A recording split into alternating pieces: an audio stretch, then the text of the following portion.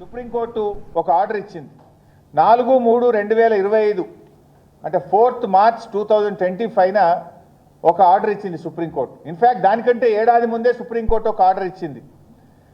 ఎంత స్పష్టమైన ఆర్డర్ ఇచ్చిందంటే మీరు అటవీ భూములే కాకుండా ద డెఫినేషన్ ఆఫ్ ఫారెస్ట్ అంటే అది గవర్నమెంట్ రికార్డులో ఫారెస్ట్ భూమి అని రాయవలసిన అవసరం లేదు. అది ఫారెస్ట్ నేచర్ కలిగి ఉంటే అది అటవీ భూమియే. అటువంటి భూములు మీ రాష్ట్రంలో ఎన్ని ఉన్నాయి? అటవీ భూములే కాకుండా అటవీలో ఉండేటువంటి లక్షణాలు కలిగినటువంటి ప్రభుత్వ భూములు, పట్టా భూములు మీ రాష్ట్రాల్లో ఎన్ని ఉన్నాయి, వాటి వివరాలు ఇవ్వండి అని దేశంలోని అన్ని రాష్ట్రాలను కూడా సుప్రీంకోర్టు కోరింది. ఆ సుప్రీంకోర్టు ఉత్తర్వుల మేరకు మన రాష్ట్రంలో కూడా ఒక కమిటీ వేశారు. ఆ కమిటీ ఒకవైపు పనిచేస్తూ ఉంది. ఈ రాష్ట్రంలో అటవీ శాఖ యొక్క లక్షణాలు కలిగినటువంటి అటవేతర భూములను గుర్తించేటువంటి కమిటీ ఈ రాష్ట్ర ప్రభుత్వం వేసింది. ఆ కమిటీని ఎక్స్పర్ట్ కమిటీ పనిచేస్తూ ఉంది. అంటే ఏంటి, ఎక్స్పర్ట్ కమిటీకి ఏం బాధ్యత ఇచ్చింది సుప్రీంకోర్టు, రాష్ట్ర ప్రభుత్వము అంటే ఎక్కడైనా ప్రభుత్వ భూముల్లో, పట్టా భూముల్లో బాగా చెట్లు పెరిగి ఉంటే, అక్కడ వన్యప్రాణులు ఉంటే అటువంటి భూములను గుర్తించి సుప్రీంకోర్టుకు వివరాలు ఇవ్వండి అని అడిగింది. గుర్తించి ఆ భూములు కాపాడండి, వివరాలు ఇవ్వండి అని సుప్రీంకోర్టు చెప్తే వీళ్ళు ఆ భూములను గుర్తించి తెగ నరికే పనిచేసినారు. మరి ఎక్స్పర్ట్ కమిటీ ఏం చేస్తుంది? ఒకవైపు సుప్రీంకోర్టు స్పష్టంగా చెప్పింది 4th March 2025 order number 1164 of 2023 Ashok Kumar Sharma versus Indian forest service.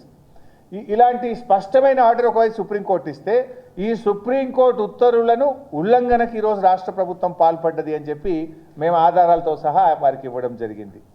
రెండవది, మన 1980లో ఒక సుప్రీంకోర్టు ఇంకొక జడ్జిమెంట్ ఇచ్చింది.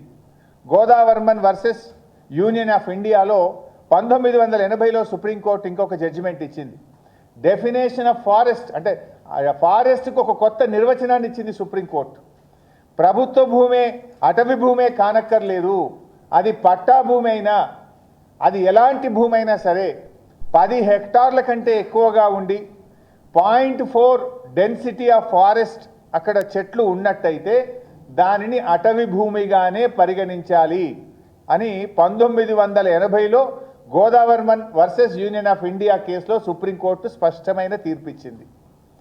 0.4 డెన్సిటీ, 0.4 డెన్సిటీ అంటే సూర్యరశ్మి పడ్డప్పుడు భూమి మీద కనీసం 0.4 నీడ ఉండాలి. అంటే మిగతా 0.6 వరకు మొత్తం అసలు నీడ, పూర్తి నీడ ఉంటే 1%.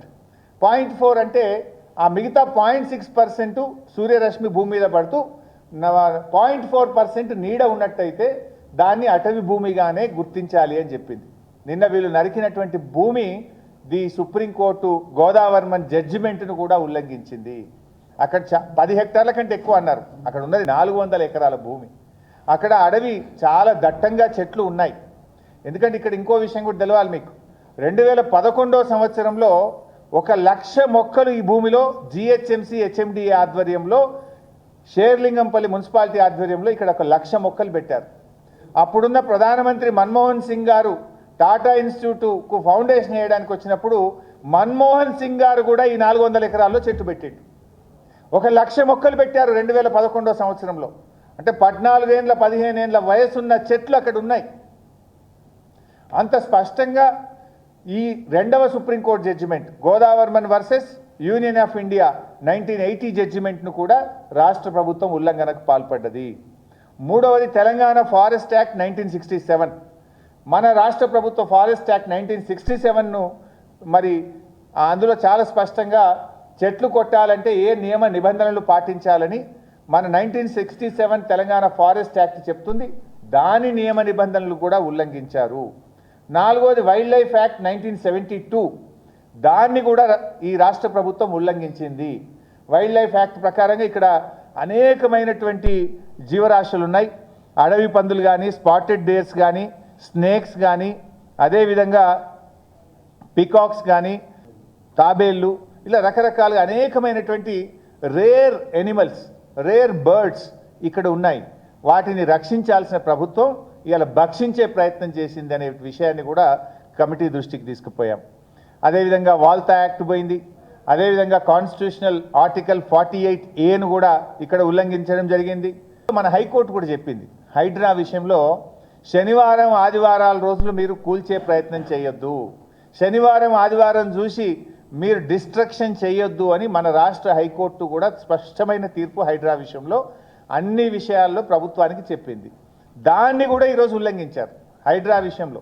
ఎట్లా మీరు చూస్తే 31 నాడు ఉగాది, రంజాన్, ఉగాది రంజాను, రంజాన్కు 2 రోజులు సెలవు, ఉగాదికి 1 రోజు సెలవు, ఆదివారం, ఇవన్నీ చూసుకొని ముందే 50 జేసీబీలు తెప్పించి ఆడ పెట్టుకొని కరెక్ట్గా ఆదివారము, ఉగాది, రంజాన్ సెలవు దినాలు చూసుకొని ఈ చెట్లు నరికే కార్యక్రమం చేసిండ్రు. అంటే రాష్ట్ర హైకోర్టు ఉత్తర్వులను కూడా ఉల్లంఘించిండ్రు, సుప్రీంకోర్టు ఉత్తర్వులు ఉల్లంఘించిండ్రు, హైకోర్టు ఉత్తర్వులను ఉల్లంఘించిండ్రు, మీరు వైల్డ్ లైఫ్ యాక్ట్ను ఉల్లంఘించిండ్రు, తెలంగాణ ఫారెస్ట్ యాక్ట్ 1967 ఉల్లంఘించిండ్రు, వాల్తా యాక్ట్ను ఉల్లంఘించిండ్రు. ఇన్ని ఉల్లంఘనలు ఈరోజు ఇక్కడ జరిగినాయి.